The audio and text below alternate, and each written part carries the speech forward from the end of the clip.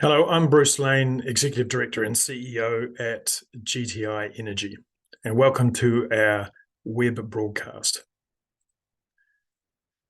What I'd like to do is spend a few minutes talking about the uranium market.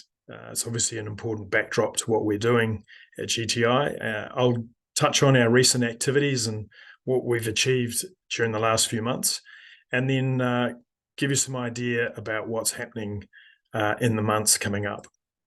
So the uranium price is obviously critical to what we're trying to achieve at GTi.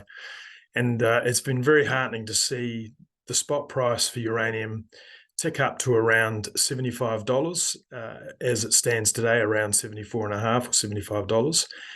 But more importantly, the move towards long-term contracting really helps us to have confidence that we're investing against a market opportunity which is going to sustain going forward.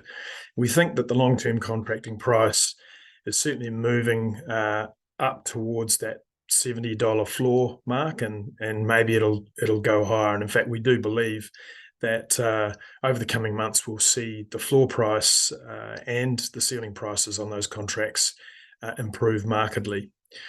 So just to touch on where we're at with our projects, our most advanced project is our Low Herma project in the Powder River Basin. We've declared a resource of 5.7 million pounds there back in June. Our Thor project and our Great Divide Basin projects have received a couple of seasons of drilling, and we've declared an initial resource there of 1.66 million pounds, and we did that in the first quarter of this year. And our Green Mountain project, also in the Great Divide Basin, has been the focus of our geophysics program, which was flown earlier in the year, and we're due to receive the final radiometric analysis on that imminently, and that will help us with drill targeting and prospectivity going forward. So just to summarise, we have 7.4 million pounds or close to it of inferred resources so far. And then we've got an exploration target which we updated recently, which has a top end of around 20 million pounds across our Great Divide Basin and our Low Herma projects. So this doesn't contain anything for our Green Mountain projects, and that's obviously one of the things that we're looking forward to, is being able to talk a little bit more about the prospectivity that we see there at Green Mountain. Just to give context to the projects, down in the left-hand corner of this map, you'll see our Great Divide Basin and our Green Mountain projects that sit very close to UR Energy's Lost Creek and their Shirley Basin project, which they've recently announced that they're going to move forward with development on. So Shirley Basin is around 6 or 7 million pounds, and that's going to be developed as a satellite to Lost Creek. So Lost Creek currently is in production. And then our Low Herma project in the middle of the map, we're about 10 miles away from Smith Ranch Highland. That's Cameco's project. It's the largest permitted in situ recovery plant in the US at around 5.5 million pounds. And so we're just also down the road from Energy Fuels' Nichols Ranch project, UEC's 2 projects at Reno and Willow Creek.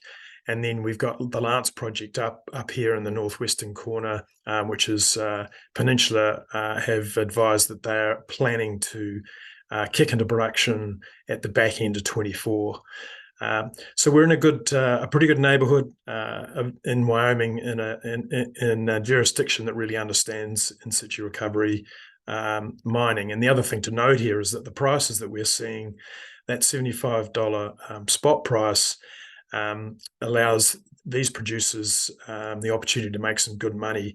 UR Energy talk about an all-in sustaining cost of around $40, and Lance at Peninsula's Lance project sort of around that $40 to $45 mark. So there's good money at the current prices in these projects.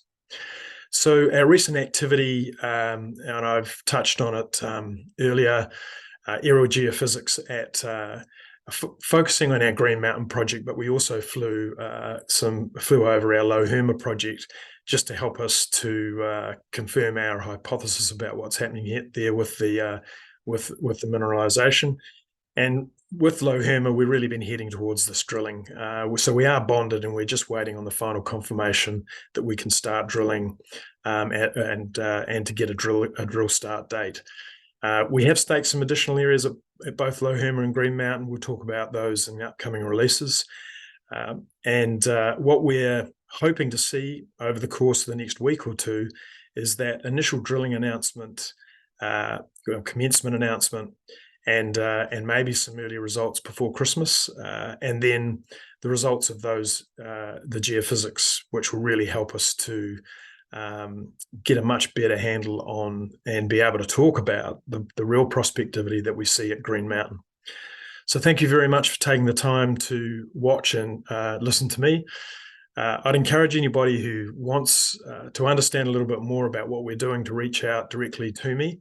And I'm very happy to share a little bit more detail, and certainly to the extent that information is out in the marketplace. Thanks again.